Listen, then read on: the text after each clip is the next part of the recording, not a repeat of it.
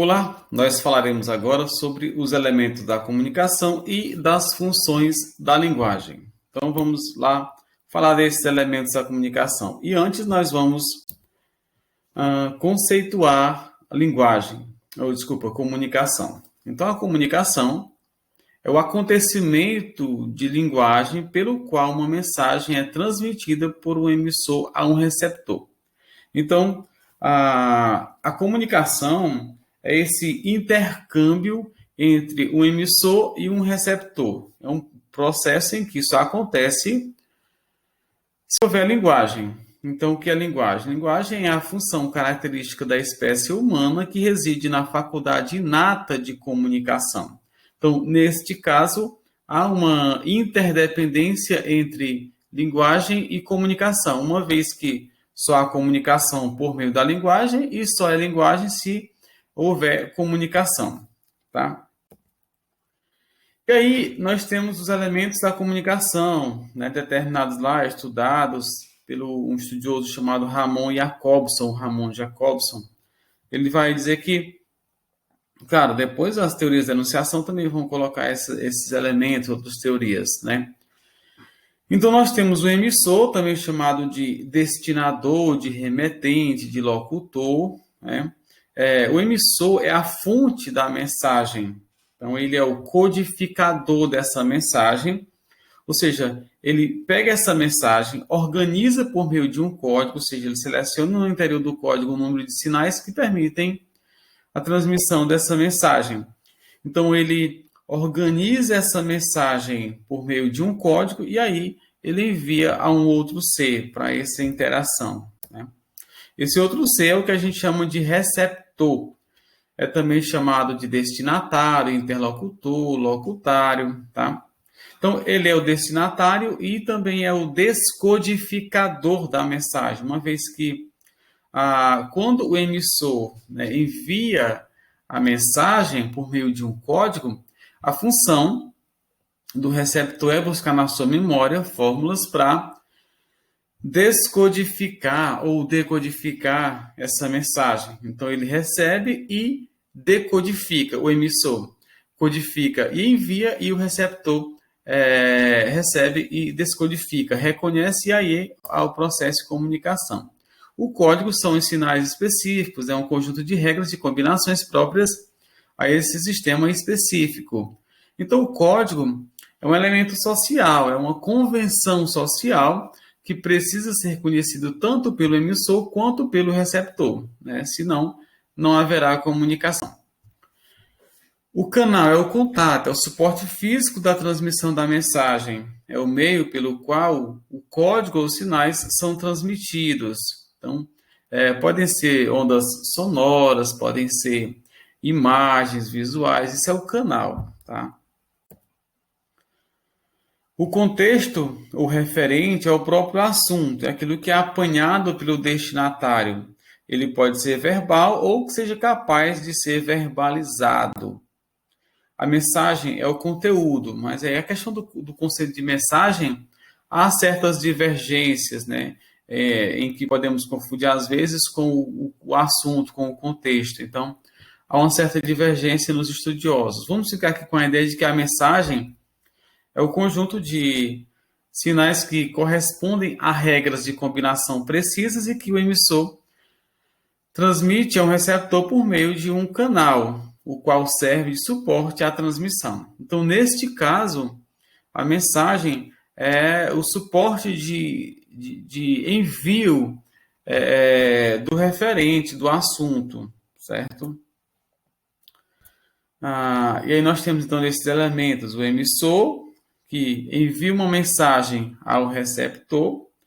Nós temos o referente, que é o próprio assunto, que é o contexto da comunicação, por meio de um canal e organizado por meio de um código, tá? Mas claramente nós temos aí esses elementos para ficar mais bem feitos, mais bem organizados aí. E aí nós vamos então agora para as funções da linguagem, gente. Também pelo o Ramon Jacobson, ele analisa as funções de acordo com esses elementos da comunicação. Então, cada elemento desse, ou seja, em cada elemento deste há um centro, há um referente, né?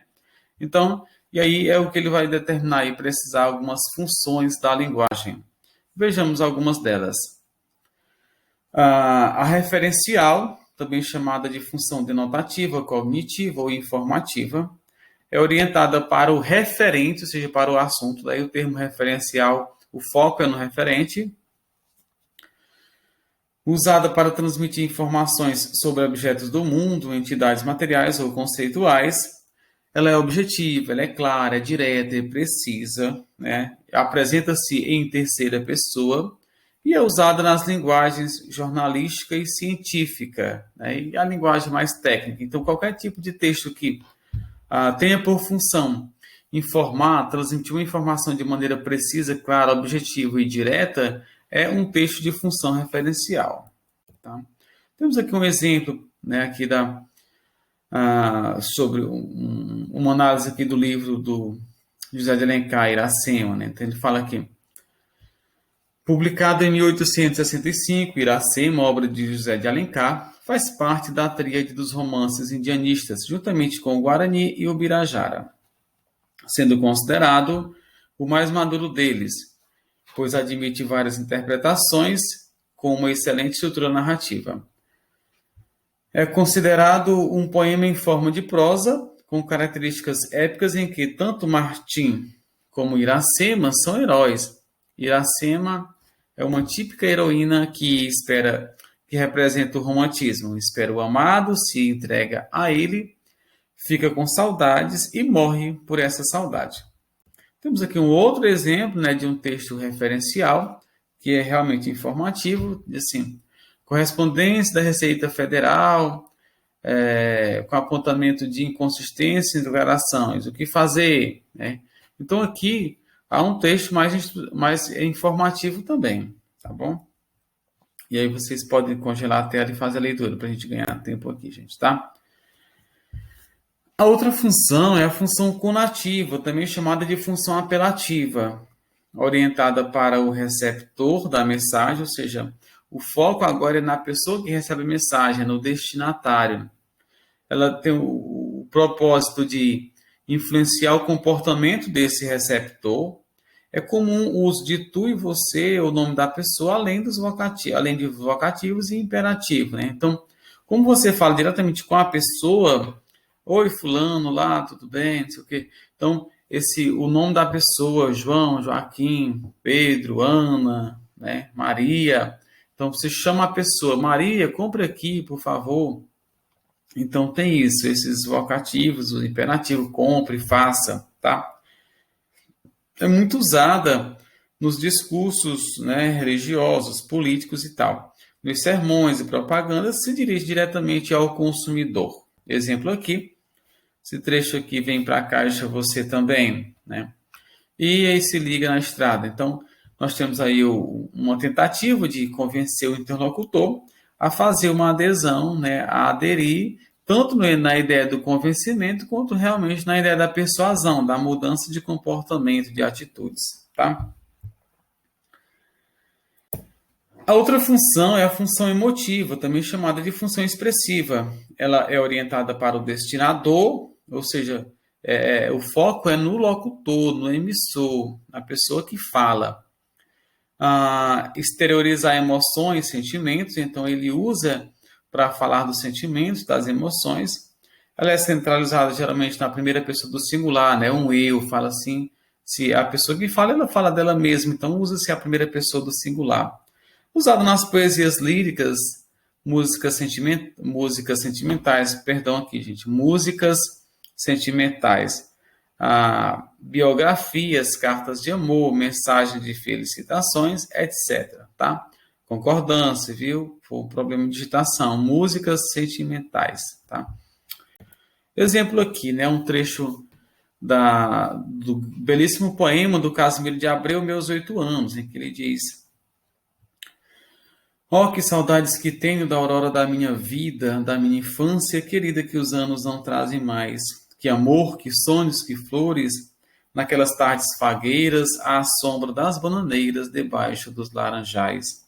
Então, você percebe aqui a ideia da primeira pessoa, que saudades, algum tom de exclamação, um diálogo interno, interior, palavras como saudade, infância, minha vida, primeira pessoa minha, né?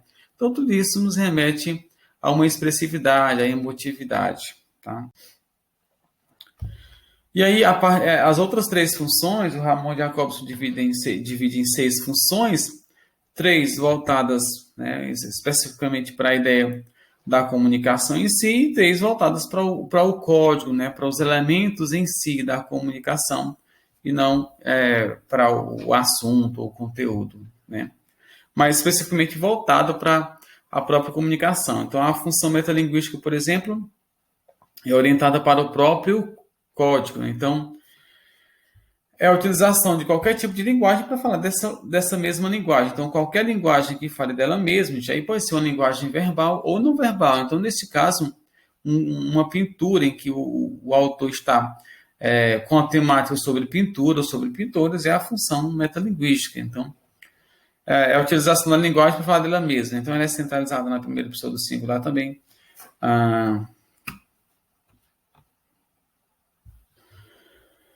Na verdade, gente, não tem essa questão da primeira pessoa especificamente, né? Pode ser, obviamente. Então, quando eu falo assim, esta é a última canção que eu falo para você, mas essa ideia da primeira pessoa é do slide anterior, que ficou aí, tá? Então, na verdade, a linguagem dos verbetes de dicionário, né? Textos ou livros sobre a linguagem ou língua, aulas de língua portuguesa. Então, também pode ser uma pintura sobre pintura ou música sobre música, tá bom? E exemplo aqui dessa função. O poeta é um fingidor, finge tão completamente que chega a fingir que é dor, a dor que de veras sente. Tá?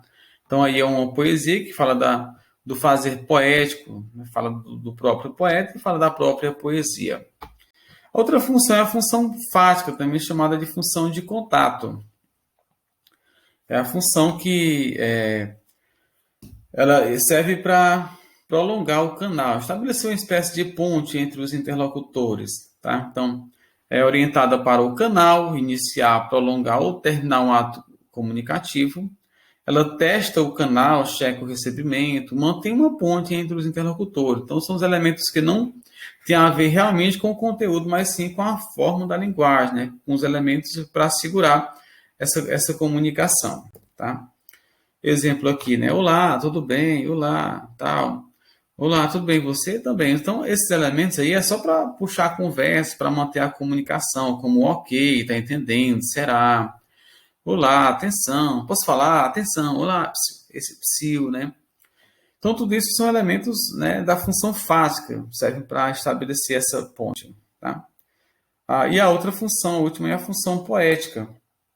A função poética orientada para a organização da mensagem, né? Propósito de causar sensações, evidencia o lado palpável dos signos, né, da linguagem mesmo. Então, tem a ver com os efeitos sonoros ou visuais, rima, métrica, musicalidade e tal. Usada em poemas, músicas, cartas, propagandas. Então, depende da expressividade, depende da inteligência, vamos dizer assim, de quem vai usar essa função, tá? Aí, exemplo prático aqui, um trecho do poema da Cecília Meirelles, né, poema Motivo, em que ela diz: eu canto porque o instante existe e minha vida está completa, não sou alegre nem sou triste, sou poeta. Então, se percebe aqui um processo de rima, se percebe aqui uma musicalidade, né? Deve-se lembrar também, gente, que quando se trata de funções da linguagem, não é assim uma coisa que exclui a outra. Então é possível que haja mais de uma função da linguagem. Nesse texto, por exemplo, aqui, tanto existe a função poética quanto a função emotiva, tá? Mais um exemplo, né? O todo sem a parte não é todo, a parte sem o todo não é parte, mas se a parte o faz todo sendo parte, não se diga que é parte sendo todo. Então aqui é um clássico exemplo aqui da função poética, tá bom? E aí, a gente conclui aqui, daqui as referências, né, de onde nós tiramos as informações. Foi um prazer estar com vocês. Abraço e até a próxima.